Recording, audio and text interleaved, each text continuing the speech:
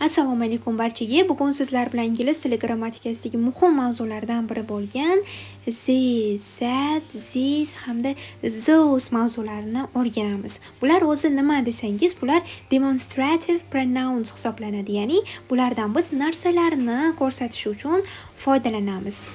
Qani unda videoni oxirigacha ko'ring, men sizga aynan shu mavzuni oson usulda tushuntirib beraman. Xo'p, thisni biz qachon ishlatamiz?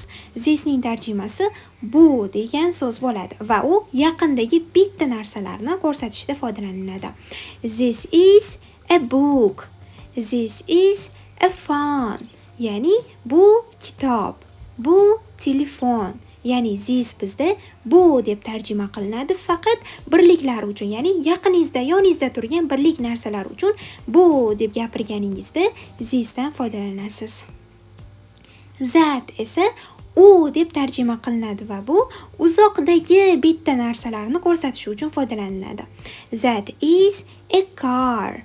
That is my school. Ya'ni u yoki anavi mashina. U yoki anavi mening maktabim. Ya'ni uzoqda turgan bitta narsaga nisbatan u deb ko'rsatib aytmoqchi bo'lsangiz, thatdan foydalanishingiz kerak bo'ladi. That is a car, that is my school, u yoki anavi deb tarjima qilsak bo'ladi. Thisdan biz qachon foydalanamiz? This bular deb tarjima qilinadi va yaqindagi ko'p narsalarni aytishda ishlatamiz. Misol uchun, these are books. These are my friends. Ya'ni bular kitoblar. Bular mening do'stlarim. Ko'ryapsizmi? Ya'ni this bizda bular deb tarjima qilinib, yaqindagi bittadan ortiq, ya'ni ko'p narsalarni aytayotganimizda foydalanamiz. Books kitoblar, ya'ni books ko'plik bo'lganligi uchun ham biz this ishlatamiz. Friends do'stlar ko'plik bo'lgani uchun ham biz this ishlatamiz bular deb aytishimiz uchun. Those esa xuddi shuning teskarisi, uzoqdagi ko'p narsalarni aytish uchun ishlatamiz. Ya'ni ular deb aytishimiz uchun. Misol uchun, those are cars. Ular yoki anavilar mashinalar. Those are trees. Ular yoki anavilar daraxtlar. Ya'ni those bizda uzoqda turgan ko'p narsani ular deb ko'rsatib aytishimizda kerak bo'ladi.